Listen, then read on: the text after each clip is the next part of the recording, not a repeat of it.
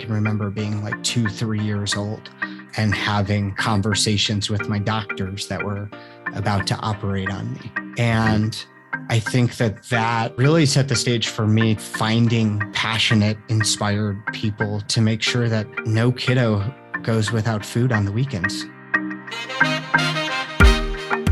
Hey, what's up, y'all? This is Michael Franti here, and welcome to this week's edition of the Stay Human podcast, presented by a great brand, which is Pact Apparel. They make sustainable and beautiful clothes. And if you're interested in finding out about all the amazing things they do, go to wearpact.com, wearpact.com, and find out more.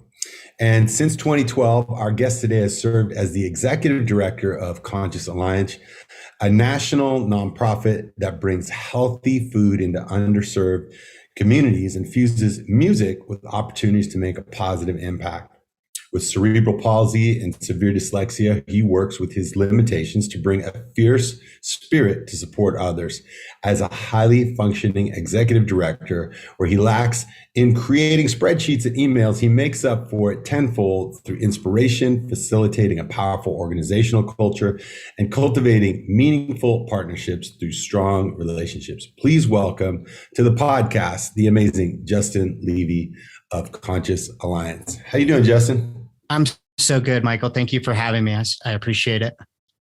Awesome. Well, before we go and do a deep dive on who you are, just so folks know what we're talking about here with Conscious Alliance, describe to me a little bit more about the work that you guys have been doing. Yeah, Conscious Alliance started 20 years ago with a really simple idea of engaging young people in the fight against hunger by hosting food drives at concerts.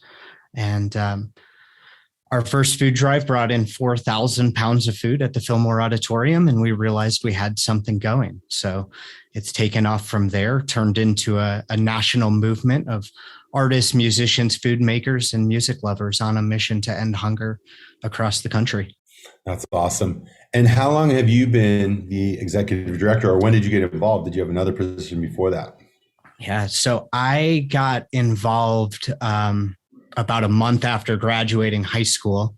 When I was 18 years old, I met two brothers collecting canned food outside of a string cheese incident concert, and found out that they were delivering that food to Pine Ridge Reservation in South Dakota. And it really struck a chord with me, and I joined the organization 18 years ago now. Wow. That's awesome. I actually remember back during that time when you guys were just getting started and thinking like, why hasn't this been done before? Like, this just seems like such a no-brainer, and then learning about just how difficult it is to not just collect food. That's the easy part in many ways. You just tell fans, hey, you're coming to the show, bring something non-perishable. But then the logistics of actually getting it to where it needs to go can be super, super complicated. Can you share with us a little bit about how that process happens from when a fan drops off something at a show to where it ends up on somebody's plate? Yeah, absolutely. So again, going back to our first food drive and wanting to support Pine Ridge Reservation, which is 6 hours away from our home in Colorado. Pine Ridge, South Dakota, is home of the Oglala Lakota. It's home to 40,000 people, and there's only one full service grocery store. So for us, it's just really important, and the heart of our founding story. There's no Feeding America food bank within hours of Pine Ridge. There's no, like I said, one grocery store for 40,000 people. So for us, it's about going the extra miles, right? Finding the communities that are underserved and may not have the resources. And yeah, it's a big feat. There's a lot of food drives that happen at different clubs, at different schools and stuff like that. But with Conscious Alliance, we've built a network of hunger heroes around the country, people that are fighting hunger in their communities every day of the year. And so we come in on tours like yours and with all these different bands and are able to create positive impact and fill the shelves of food banks, fill backpacks at schools so that when kids go home, they have great food on nights and weekends. And it's all powered by musicians, fans, and food brands. That's awesome. I'm just curious. There's not a lot of young people who at the age of 18 or, just finishing high school would say, hey, I want to go and jump into this, and what kind of childhood did you have? What was your upbringing like that, that led you to be this kind of person that was concerned about this? It started literally maybe before day one for me. My brain bled before I was born, when I was born with cerebral palsy. And at that point, I've come to realize that I was given the biggest gift I could have been given, which is the doctors told my parents and my family, we have no idea what Justin's going to accomplish. So at that point, everything I did was extraordinary. Just the fact that I did it. So there was no expectation for me as a young kid. Everything was a first, everything was a new, everything was unexpected. And I think that helped pave the way for it. When I was in middle school, I had a series of surgeries that kept me out of school for months at a time. And I got behind in math. I'm also, as you mentioned in the beginning, severely dyslexic and couldn't read.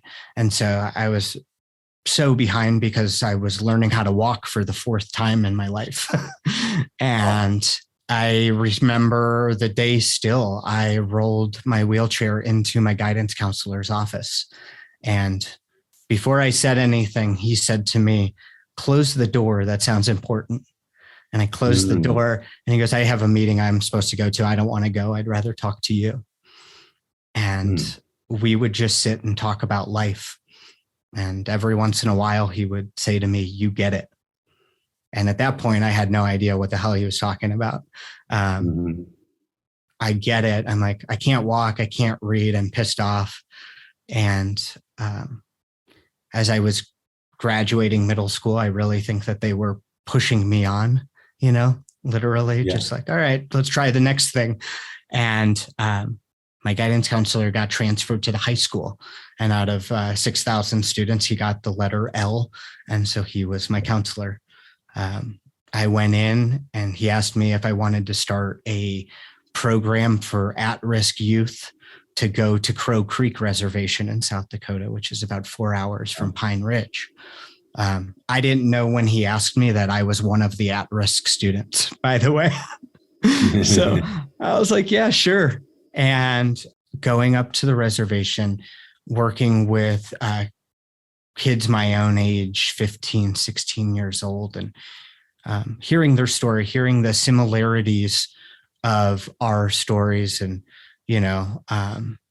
caring about the dances and basketball and all these different things. But there was a big difference in suicide was really normalized to the point where some of the kids that I was spending time with had shortened the word to just committed. My mom committed, my dad committed. And there was a moment there where I met an 11-year-old at a powwow, and we were spending time, and I was in photography class. And so I was taking pictures. And when I got back from that trip, I went into my counselor's office again, and he let me know that that little boy committed suicide the day after we left. Oh my God. That was the shift for me, where I went from, I know how to develop teams who take care of me and help me with what I need. And now I need to become the kind of person that can be an advocate for those who can't be an advocate for themselves, or maybe need an uplift to be an advocate for themselves. Yeah, that's super powerful.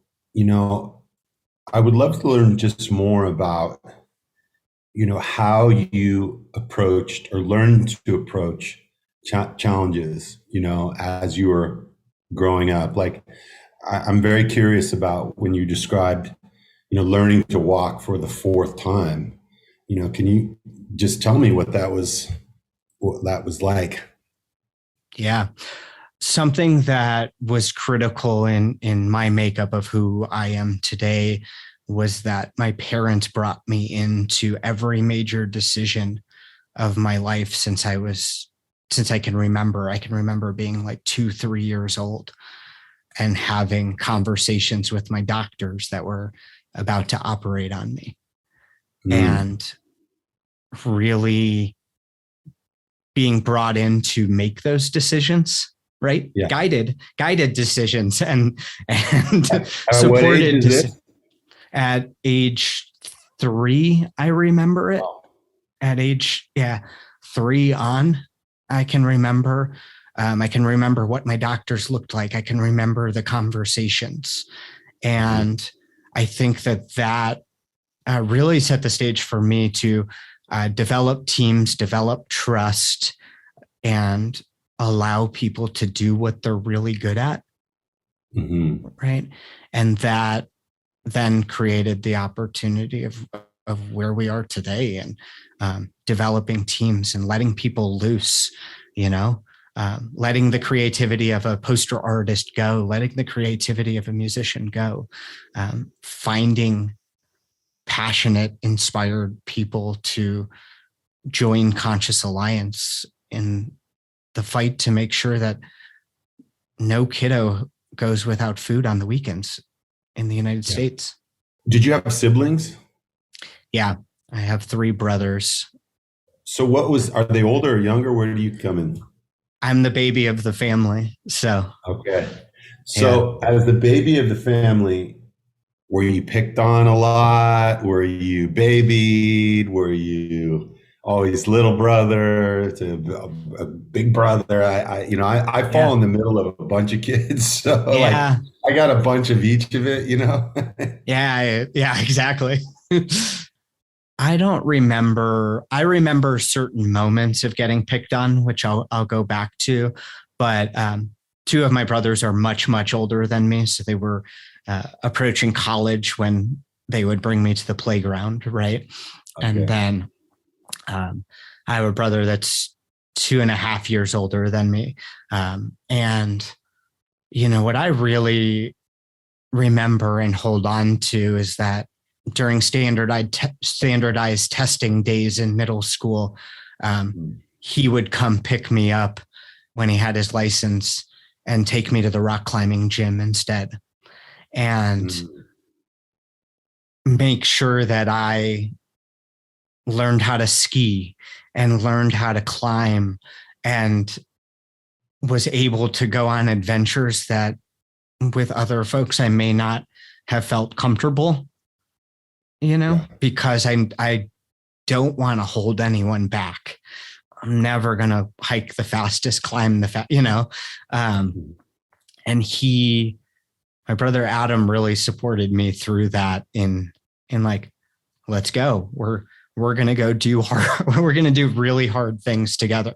We're going to do scary things where, maybe we shouldn't, but we're going to do it together, and I've got you, and that was really, really, really special for me. Growing up, he definitely picked on me, but I remember the one time on the playground, somebody else tried to tease me, and it ended very quickly. It's like, I can, but you can't, Yeah. So, but also part of that too is like I learned the love language of love, like love people, bring them in, recognize their gifts. But I think I also did that as a protective mechanism for myself of like, there was a lot that I needed that I couldn't do for myself. I didn't read my first book till I was 21 years old. So I could never write somebody a note and tell them how I felt about them. So I'd have to say it in words, and to this day, like I have a stack of thank you cards next to me, and I'll start to write it. And then I'll grab somebody on my team and be like, can you write this for me? Yeah. It just doesn't work. Like I could spend an hour writing you a note and you wouldn't be able to read it.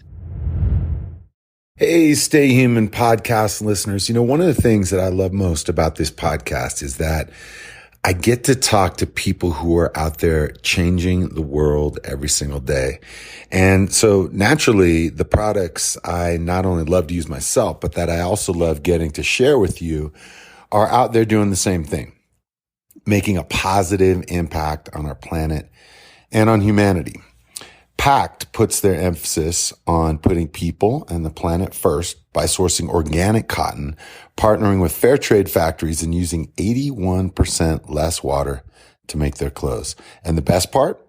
The stuff they're making is comfortable too. It looks cool. You feel great wearing it and you look good in it too. So join me in supporting a company whose leadership is out there doing their best to stay human by visiting wearpact.com. That's wearpact.com.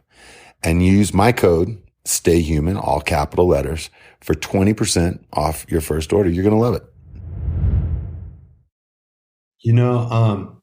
When I was a kid growing up, I was going through kind of a rough time in sixth grade and kind of veering off the path of just getting into trouble a lot and just, a quote unquote at-risk youth kid. Yeah. Grew up adopted into an alcoholic family, and just there was a lot of things that were happening at home. But I had one teacher who had some vision, who wasn't just like, let's, put Michael in detention again after school today. And she connected me with this kid who had cerebral palsy in my school. And what she did is she said, this kid was having a hard time at recess. Kids were picking on him. He couldn't participate in any of the games or anything like that. And so she said, Michael, I want you, she knew that I loved basketball. So she said, every day for half an hour, you're going to go out with this kid and teach him to play basketball or to like climb on the bars or whatever. And I remember the first day giving the kid a ball and going, here, take a shot. And the kid like couldn't catch the ball, and I was like, how am I going to teach this kid to play basketball? And so what we did is we just learned to throw the ball up in the air to himself and then catch it, and throw the ball up in the air, just like 6 inches at a time, and eventually like a feet. And eventually got to the point where he could throw it up and clap his hands and then catch it again. And this was something that changed me in such a deep way. I went from a kid who was like getting in fights all the time, was being picked on all the time and bullied by other students because I looked different than them, to being somebody who was just like, became like what you described of your brother. I became like the guardian of this kid. So then when actual recess happened, like him and I would hang out together. And if other kids were around and picking on him, I would step in, it really changed me. And I later wrote to the teacher. This is like last year during the pandemic. I was thinking about this and I was like, I got to look her up. I got to find her. And I wrote her a letter telling her about this and saying, thank you, that this was like a really profound thing in my life. And it was really moving for me to be able to just have the chance to say thank you to this teacher who really stepped in a big way. And I have no idea what happened to this kid. His name's Brian, but he was only in our school for a couple of years. But have you ever had that where you have a chance to sit down with the teachers or sit down with the people in your life that have meant those things to you and have that conversation with them? I have. I still talk to my guidance counselor regularly. Every time we're in Chicago doing a meal distribution or doing a food drive at a concert, he comes out or we sit down for a meal, and, you know, we don't necessarily rehash the story, but Yeah. I owe him a lot. I owe a lot of people a lot, and I'll never be able to reach back out to everyone, right? And that's where I've sort of gone, it's my job now to emulate it forward. Yeah. Right. I'm guessing that a lot of those people would say the same thing about you, that they would say they owe you something, and or just at least have deep gratitude for the things that you helped them to see in life. What point did you sort of graduate in Conscious Alliance? I mean, to become the executive director from basically being, I'm guessing, like a box lifter of food or something like that. Yeah. That's a big climb. Like, how did that go for you? Part of it, sticking around. Okay. Part of it, the tenacity, drive, and aggressive spirit that got me to learn how to walk again and again and again.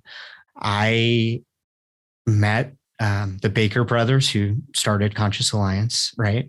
I donated my cans in 2004. And I remember knowing that I wanted to be involved again because of the reservation connection, right? With my connection to Crow Creek and Conscious Alliance working on Pine Ridge. So I went home back to the Chicago area after the String Cheese concerts, and I asked a friend to help me write an email. So I told him what to say. We edited it over and over and over again, and I sent it, and I got no response. And I was like, well, I'll try again. So I try again, and I send it again. No response. So one night, I don't know, it was maybe 7:00.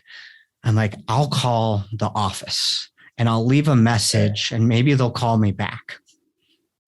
And I call the number and they pick up the phone. Justin Baker picks up the phone, says hello. I said, this is Justin Levy. I've sent you a few emails. He was in a video store in Hartford, Connecticut, visiting his family, and we talked for 2 hours. 2 weeks later, 3 weeks later, something like that, I was headed off to the first Wakarusa with a car full of friends to volunteer. And from there, I spent the summer on the road doing food drives at all the major festivals, bringing my friends along with me because I don't drive. I haven't driven a car since I think probably last time I was behind a wheel, I was probably 18, 19 years old. So enlisted more friends to go to shows with me and volunteer, and met a really good friend still to this day, Keith LeWinter, who we were chatting, and I said, I don't think I'm going to go to college. I can't read. Like, it's kind of bullshit. Doesn't make sense. I think I just want to work with Conscious Alliance. And he said, you should go to college. And, I was looking at a school in Asheville, North Carolina. He's like, you should go. And if you don't like it, you can move in with me in Arizona. And that was a big moment for me to say, like, all right, I should try, right? It was somebody I looked up to. And Keith is still in music today. He's an agent for many of the bands we work with. So he's another one that I've told him the story. I don't think he'll take the credit for it, but it was a big moment for me to say, all right, I'll try college, but I was in a dorm room with a reading machine, having to scan in every book, having to rip the spine off every book so I could scan it in, so I could read it. Just hours and hours of torture almost to try to get through it, really. And I started designing my own courses around community service and Conscious Alliance. And it was the right around when Katrina happened, and went on the road with Humphreys McGee and so many other bands to make sure that those food banks were stocked with food. And Conscious Alliance and so many of the bands that I got to work with over the years while I was in college really got me through it. And the day I graduated, it was maybe a miracle.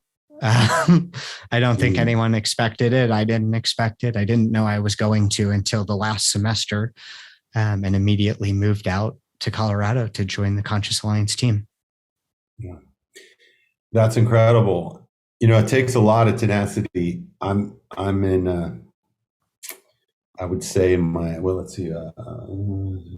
probably in like my 38th year of university. I took about a 36-year break. But school was never a thing for me that I felt like I could do, like you. I never thought I could excel in it. So I admire that ability for you of sticking with it. I'm wondering about actual data on hunger in America. America is, if not the richest nation in the world, one of them. And it's like, it's almost difficult for most people who can go shop at the store every week and have availability to understand what it's like for people who live in cities where there are food deserts, who live in reservations, who live in rural places, who live in areas where there's intense poverty or natural disasters. It's hard for people to just get their head around that some people just don't have food. Can you talk about, some of the data, or share with a story about, family that you've met? Yeah, absolutely. So for us, going back to the food drives at concerts, right? That's our visible point at Conscious Alliance. And around 2008, we met Justin Gold, who had just launched a really small peanut butter company called Justin's, and they had 3 employees. They were sitting around a picnic table trying to decide what nonprofit they were going to support as they grew as a brand, and they chose Conscious Alliance. And at that same time, Whole Foods bought a grocery store, Wild Oats, and they chose Conscious Alliance as their national recipient to receive $1 million worth of private label food. So we started taking all the touring and logistics experience that we had from going on the road with bands, how to move things around the country, to how do we pick up food from food brands that is otherwise going to wind up in the landfill. Not because it's bad, but because grocery stores won't buy it within 90 days of its shelf life. Right. And so it was a slow trickle, but we started going to Natural Products Expo East and Expo West and meeting more brands and really elevating that environmental impact that food waste has. So roughly around 50% of food that's created in the United States goes to waste. There's use by, best by, sell by dates that are relatively arbitrary.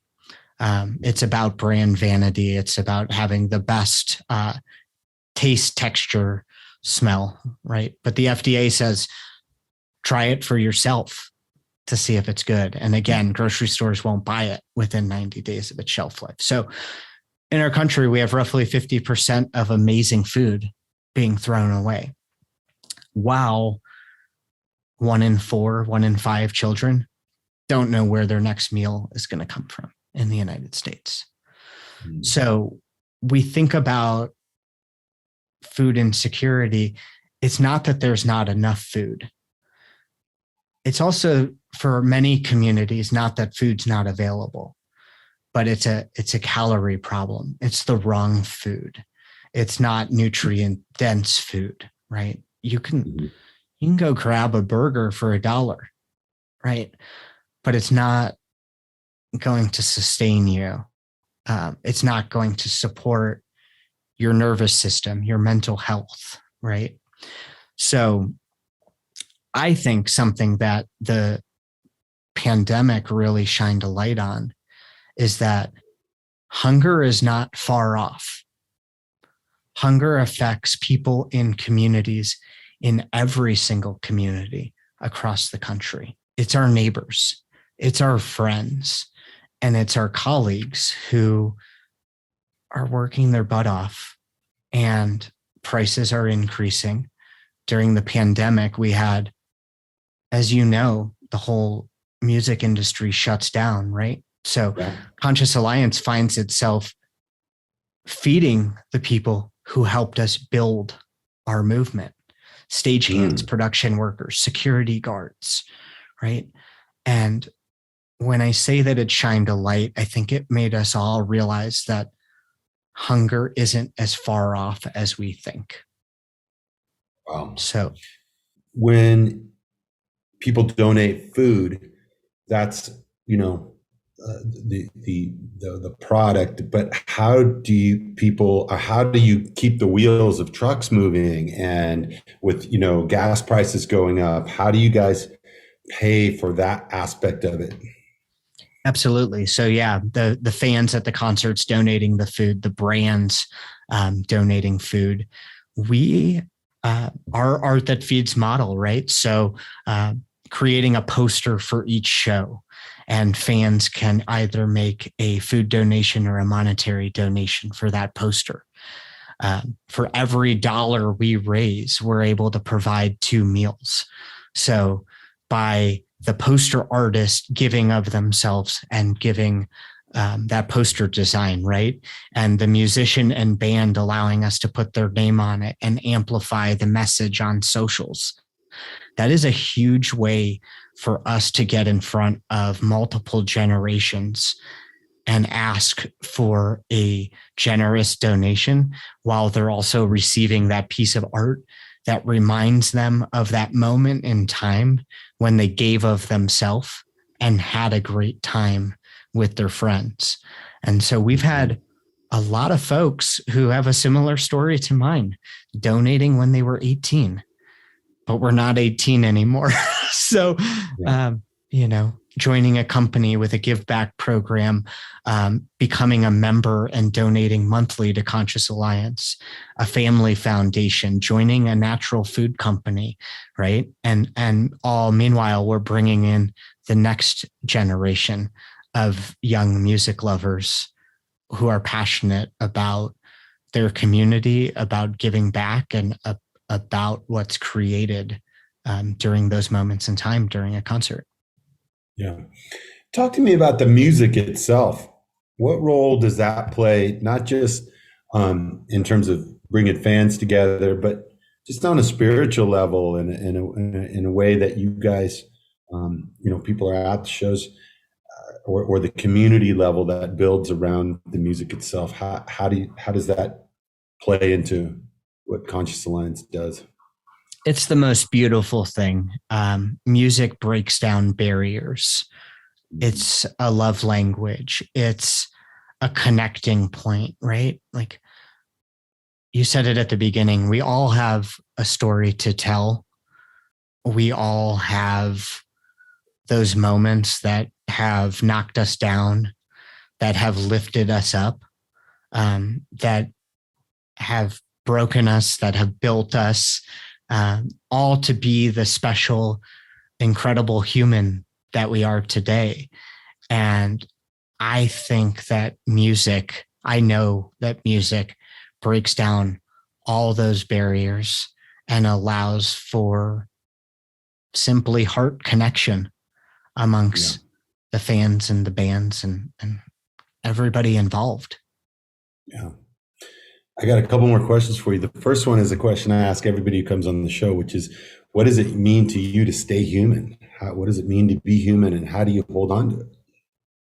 For me, it's about staying in my body. So moving my body and making sure that I'm taking care of myself so that I can continue to do the work that by no means is selfless, but fills me up. And the final thing is, just how can folks who want to become deeper involved in the work that Conscious Alliance do, either through volunteering or through donating of food, cash, how can people become more involved? Absolutely. So if you go to consciousalliance.org/take action, you can take a few simple actions towards hunger, towards learning more about Conscious Alliance. And by completing those actions, watching a video, reading a story, making a donation, you will be entered to win 2 tickets to any one Red Rocks show with Live Nation in 2023. So it's a great spot to dive in, take action, and potentially get to see the concert of a lifetime. That's not a bad win right there for everybody. Yeah.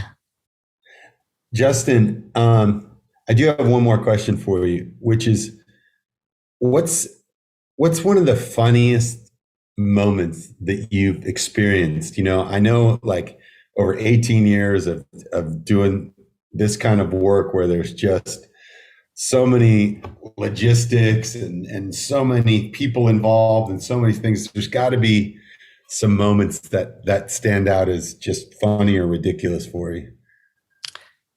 Absolutely. One, I think that although hunger is serious and the work that we're doing is serious, I think it's really important to have those moments of staying lighthearted so that we can continue to do the work, right?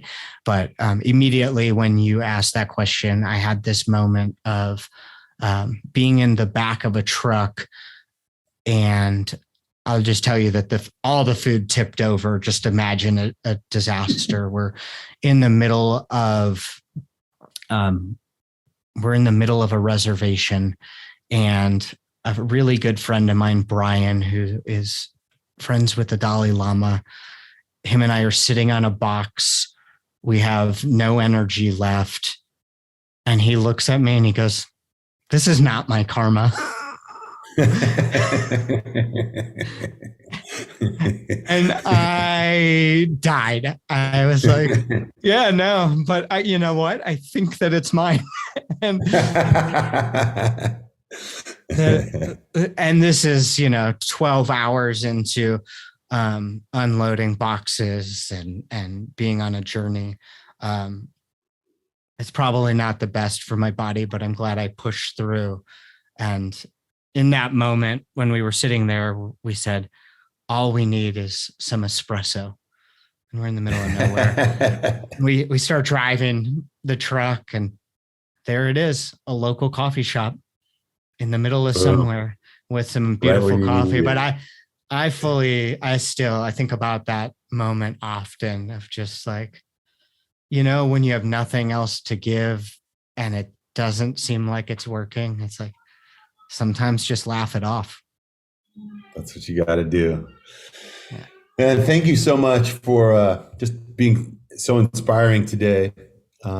Gives a lot of us so much to think about, and both in terms of our personal lives and the way we grow as individuals, and also the ways that we give back and the way that we continue to serve our communities and the planet. So thanks so much for being on the show. We want to thank Packed Clothing, an incredible brand that is doing great work in the world through making everything from seed to when the clothes get on your body, the most sustainable, the most healthy labor practices possible across their entire supply chain. And the best part about it is that their clothes look beautiful and they fit great and they feel awesome and you feel good wearing them. So check out wearpact.com, wearpact.com. And I want to thank our guest, Justin Levy, for being here on the Stay Human podcast. Thanks, Justin. Thank you. Thanks for having me.